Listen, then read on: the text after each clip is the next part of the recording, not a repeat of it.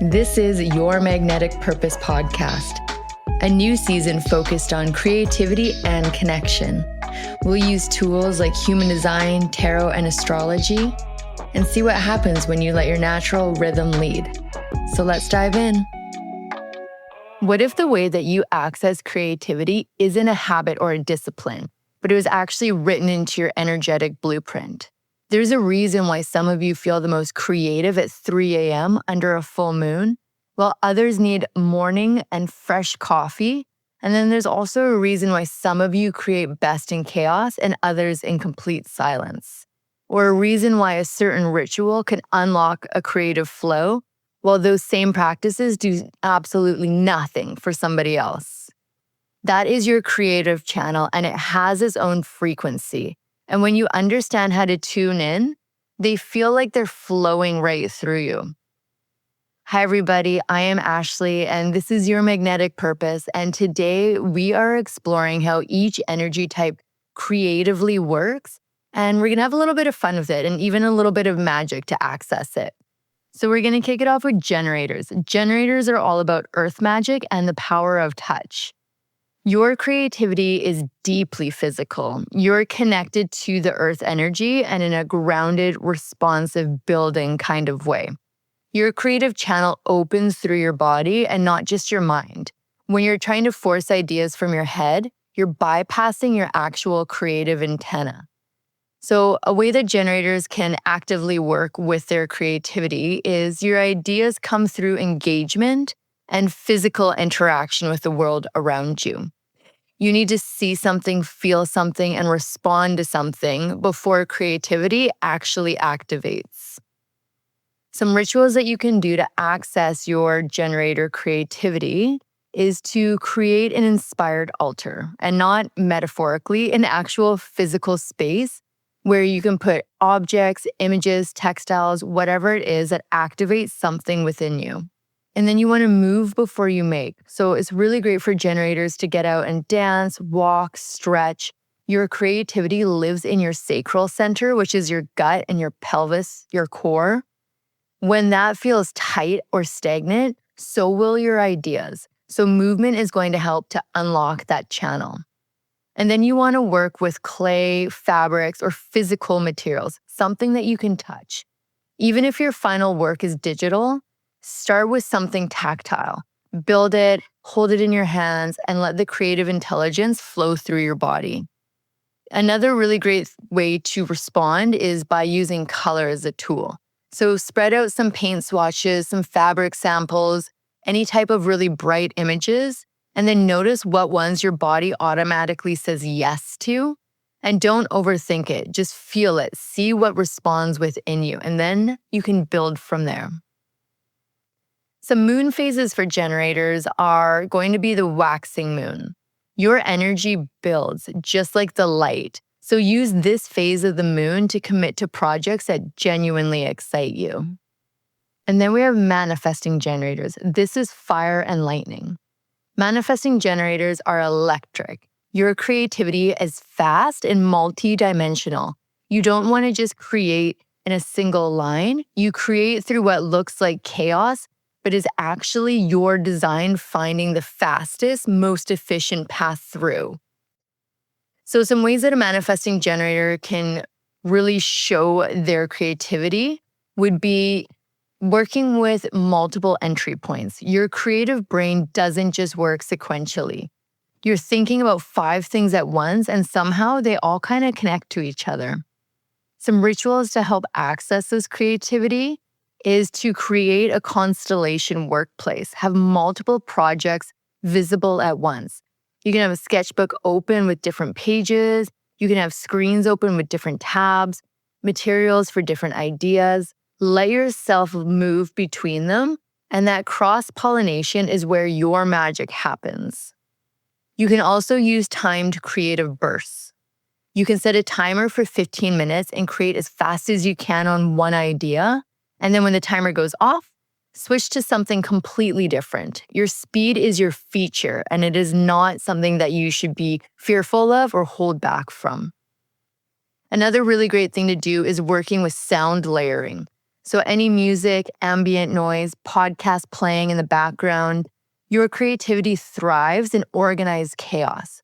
What might feel like too much stimulation for one person is perfect for your creative fuel. And some elements that you can work with would be fire and air. So you want to light some candles while you work, open the windows. Your creativity needs movement and transformation. Now, the moon phases that work for a manifesting generator would be a full moon, the peak of energy, the maximum visibility. This is where you can start to actualize everything all at once. And this is a way to test your multiple ideas really quickly. Next, we have the projectors, and they would be water wisdom and the moon. So projectors, your creativity is lunar, reflective, and deeply perspective. You don't just generate ideas through force, you receive them through the stillness. So ways that you can work with this is you want to see what others miss. Your creative genius is in pattern recognition and in the synthesis and refining that is already existing, and then you're able to take something and make it extraordinary. You need space to observe before you create. Your creativity comes through insight and not output. So some rituals that you can do to access this creativity would be first practice some creative scarring. Fill a bowl with water, stare into it, let your mind soften, and ask a creative question, and then wait for images, feelings, or a knowing to surface.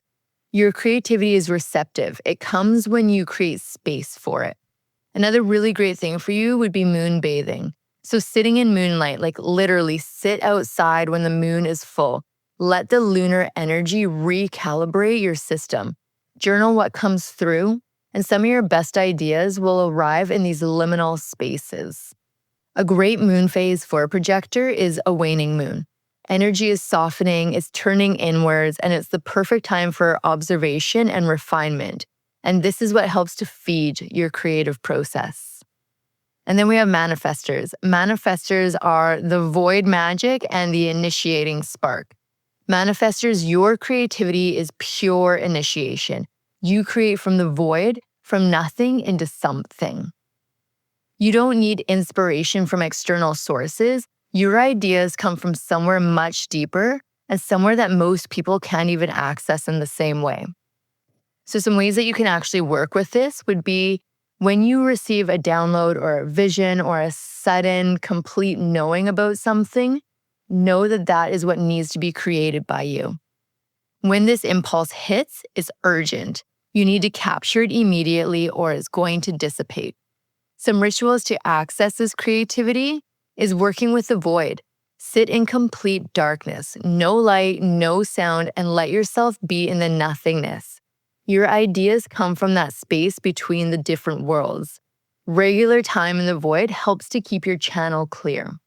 You also want to keep a dream journal. Your creativity often comes through dreams and that half asleep state. Write down immediately anything upon wakening and don't edit it. These are your transmissions. Another really great thing for you is to create alone first. Your initial creative process needs solitude. So complete isolation if possible. You're channeling something that is a collaboration that you don't want to interrupt. Refine it with others later, but initiate alone. You want to honor your creative cycles. You want to create in your intense bursts, and you need deep rest. So don't fight this. Your rest periods are you gathering energy for your next creation. So allow that time and allow that trust. A great moon phase for the manifestors would be the new moon. The dark, the beginning, the moment before creation even happens. This is where you find your power. And for reflectors, you are the cosmic mirror. Reflectors, your creativity is cosmic. You are sampling the collective and the creative unconscious, and you're reflecting back what you are seeing in others. You create what the world needs, often before the world even knows it. So how reflectors' creativity works. You absorb everything. Your creativity is the synthesis of all of that sampling.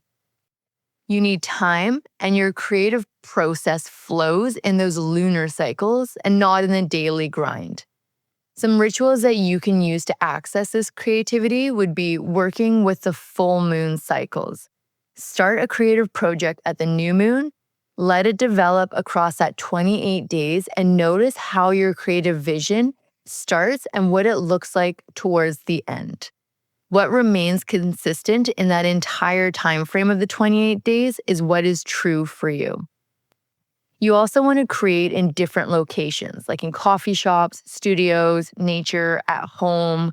Your creative shifts with the environment that you're in. So you want to use that. See what each space can unlock within you. You also want to keep a moon journal. So track your creative energy across all lunar cycles. You'll start to notice patterns and which moon phase are the best for your ideas and which are the best for your execution. Another thing you're going to want to do is collaborate with other types. Your creativity becomes more defined through sampling other creative energy. So work alongside a generator or a projector and notice what gets reflected back to you. You can also practice some creative divination. So anything to do with tarot or oracle cards or even runes. Ask your deck what your creative work needs and let it reflect it back to you. Some really great elemental work that you can do is all lunar energy. So you want to sample everything. So your work is whatever element the current moon phase is corresponding to at that moment. And the best moon phase for a reflector is the entire cycle. Map your creative process over the moon. The new moon for conception, the waxing for development, and then the full moon for completion. So regardless of your type, these practices open creative channels. Automatic writing, set a timer and write without stopping. Don't think, just let your hands move. Create a creative talisman, an object that represents your creative power, and charge it during a full moon. Or you can use chromotherapy.